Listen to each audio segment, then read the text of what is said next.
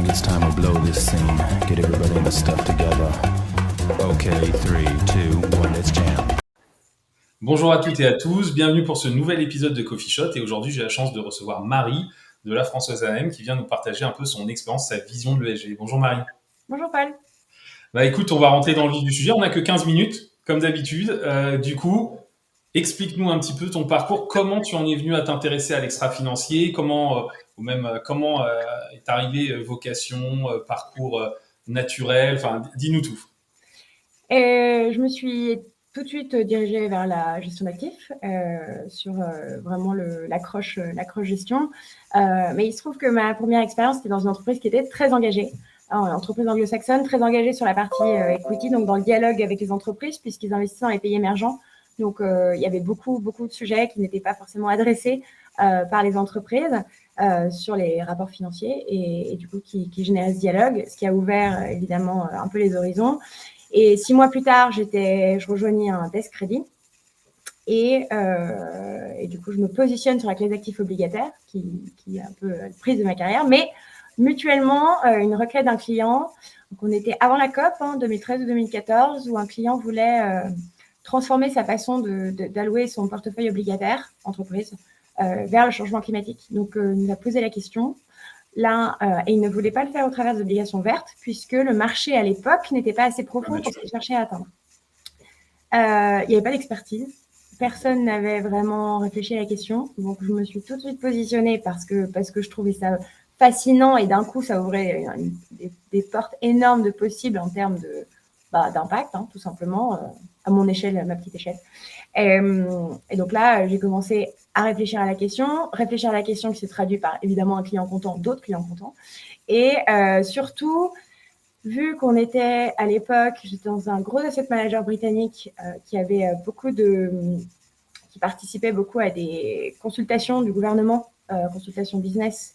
On était à l'époque de la définition de la politique de transition énergétique du gouvernement UK, donc j'ai beaucoup participé dans ces réflexions au point de vue métier. Ce qui m'a ouvert pas mal de portes et qui a permis d'alimenter en fait cette construction d'expertise, qui a confirmé que c'était définitivement la voie vers laquelle je voulais me diriger. D'accord. Alors un parcours, justement, tu le disais, qui était peut-être déjà dans un premier temps beaucoup sur le développement de pays émergents. Mais du coup, aujourd'hui, est-ce que dans ta démarche, est-ce que tu apportes la même importance à toutes les composantes ESG classiquement, ou est-ce qu'il y en a une qui garde un petit peu une place prépondérante dans ton cœur, dans ton approche, comment ça marche? Alors, moi, j'ai toujours eu une approche basée sur la science quand je regarde l'ESG, parce que je suis quelqu'un d'assez pragmatique et que je suis aussi gérant. Donc, la façon dont on a construit l'approche climatique, tout d'abord, qui était en fait le premier sujet. Premier sujet parce qu'on avait de la donnée, premier sujet parce que ça a eu de l'attraction médiatique. On a eu la COP 21 et ce qui en a suivi. Et là, vraiment, on se cantonne à ce que la science nous donne. Les scénarios climatiques et les scénarios de l'Agence de l'énergie dans le sens des budgets carbone, puisque cette notion de température, elle vient quand même d'une concentration de CO2 dans l'atmosphère. À partir du moment où on a eu un raisonnement comme ça, on ne peut pas occulter les émergents, puisque les émergents font complètement partie de la question. Et donc, dans ce sens-là, le prisme géographique va avoir son importance. Après, ça va dépendre des applications, bien sûr, ça va dépendre des thèmes. Si on regarde, pour moi, l'approche ESG globale, toutes les composantes ont de l'importance, puisque c'est d'ailleurs ce que SFDR cherche à mettre en avant au travers des PAI, les Principal Adverse Impact, ne pas investir dans une externalité positive au détriment des autres. Ouais. Et on sait tous très bien, sur la question de la biodiversité, que certaines actions contre le changement climatique peuvent avoir un effet néfaste sur la nature. Donc, il faut prendre conscience de tout ça et prendre toutes ces composantes en compte. Après, il y a une notion de matérialité quand même qui existe depuis les premiers jours de la considération ESG. Et l'ESG, ça dure quand même depuis 20-30 ans, sauf que c'était un peu moins en vogue. Et la notion de matérialité, donc la base de référence, c'est la matérialité de SASB. Elle vous dit qu'en fonction des secteurs et en fonction des activités, l'importance de nos externalités n'est pas forcément la même. Et c'est dans ce sens-là où je pense que la plupart des providers de données ESG ou même les asset managers qui ont leur propre méthodologie vont affecter des pondérations de matérialité différentes en fonction du E, S ou G, ou même des sous-indicateurs qu'on peut utiliser. Après, en termes de thématique, il y a forcément, donc l'ESG, c'est une base générale, je dirais peut-être dans une approche par les risques, sur les thématiques, changement climatique, biodiversité, ou nous on l'appelle capital naturel parce qu'il y a toute la partie non vivante. Qui est prise en compte aussi dans cette thématique, c'est ça que tu veux dire?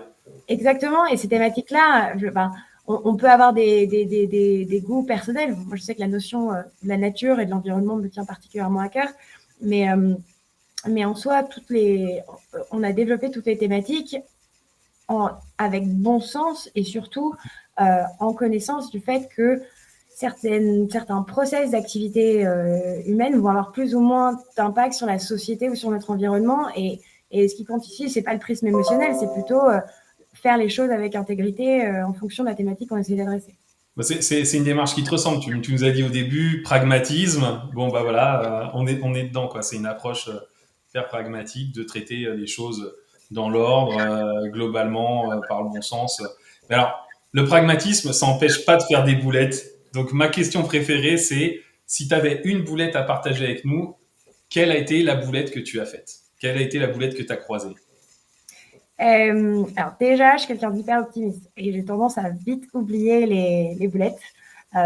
Donc je pense que j'en ai certainement fait beaucoup plus que ce que ma mémoire peut me faire remonter. Un sujet qui, je pense, est un sujet que nous, auquel on a fait face à la française.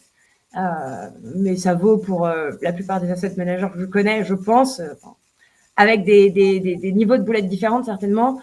Mais c'est la notion de peut-être avoir sous-estimé au lancement des premières stratégies ESG, les premières stratégies thématiques. On était dans un microcosme on lance un produit avec intégrité, basé sur la science, mais dans un référentiel peut-être appliqué à un fonds, un marché, une classe d'actifs. Et donc, ça s'est développé vraiment en bottom-up plutôt que top-down. Ce qui veut dire qu'à un moment, on s'est retrouvé avec une multiplication d'approches faites en local par certaines équipes ou sur de jolis fichiers Excel qui n'étaient pas du tout, on va dire, pour l'utiliser en anglais, scalable, dans le sens où quand SFDR arrive et qu'on a une notion de reporting au niveau produit, au niveau corporate, on a besoin de centralisation des outils, des données, pour pouvoir gérer cette question complexe que de la transparence et de la mesure multiple sur tous les indicateurs. C'est la montée en charge, quoi. C'est la montée en charge de tous ces outils, de toutes ces approches qui a été compliquée. On l'a fait, évidemment.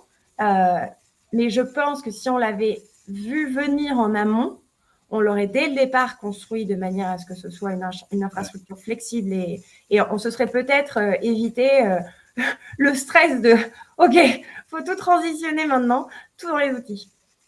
Ouais, je confirme, je pense que c'est un problème qu'on peut partager très largement avec beaucoup d'asset managers. C'est tout l'intérêt des approches expérimentales, hein, j'ai envie de dire, où vous avez, là tu parles d'une genèse hein, finalement, où on commence à prototyper, à changer régulièrement la façon de faire jusqu'à trouver la bonne recette. Et c'est vrai que cette phase-là, elle est hyper importante de rester, on va dire, flexible à la main des gens, facile, voilà.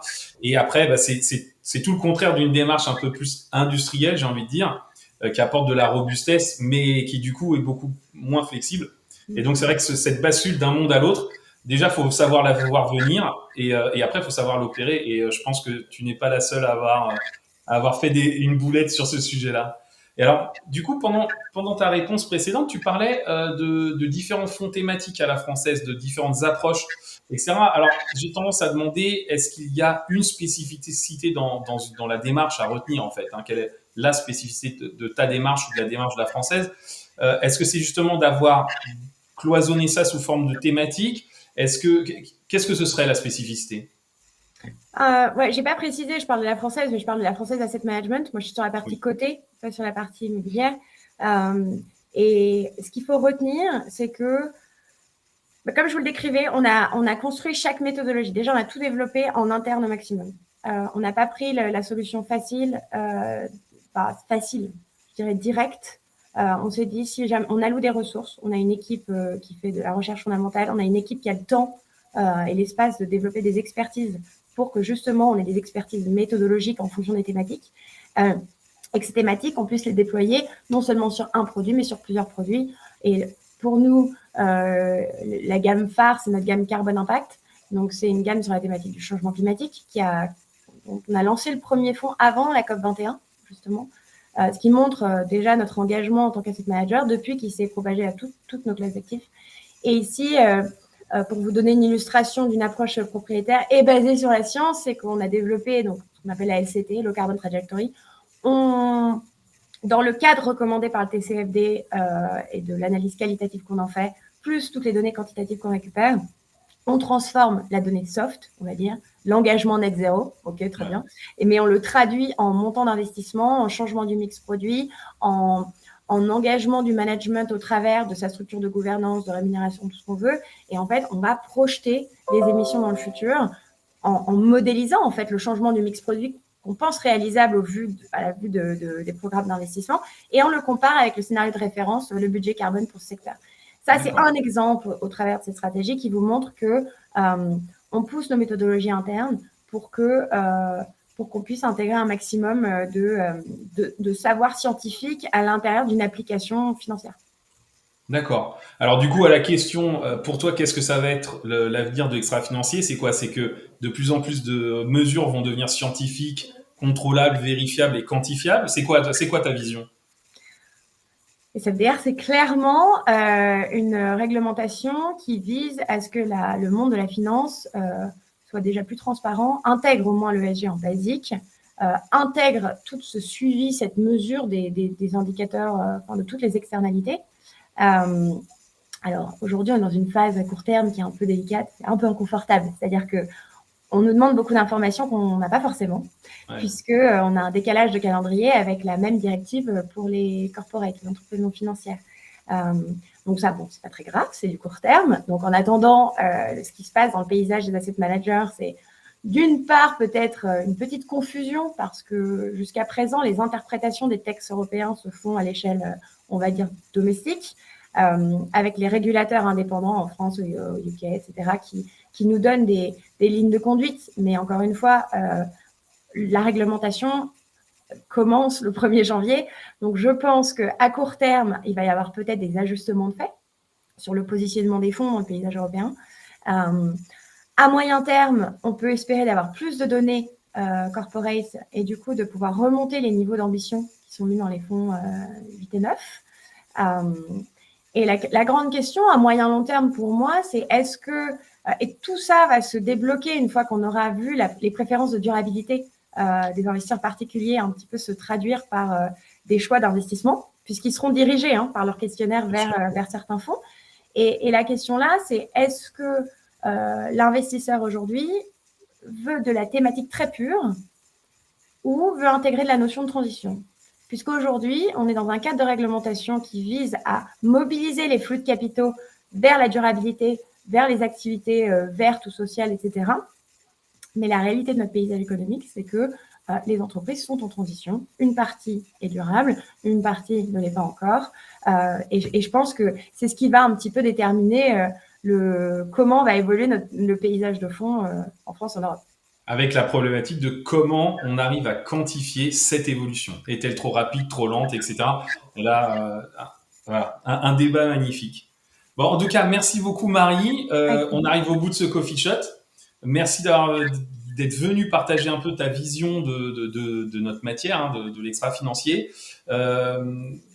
En décembre, trêve des confiseurs allongés, pas de coffee shot, on se retrouvera en janvier. Donc Marie, tu es la dernière de l'année 2022 pour nous. Merci beaucoup de m'avoir reçu et de m'avoir écouté. Merci à toi. Et puis j'espère que donc du coup, on verra dans quelques coffee shots, peut-être qu'on fera revenir les intervenants qui nous disent un petit peu est-ce que finalement leur vision à moyen terme se profile ou est-ce qu'ils ont changé d'ambition en fonction des différents textes. Et on attend vraiment, par exemple, tout ce qui va être SFDR, mais tourner un peu plus sur le social justement et un peu moins sur l'environnement. Voir un peu ce que ça donnera. En tout cas, merci beaucoup et bonne fin d'année à tous. Merci.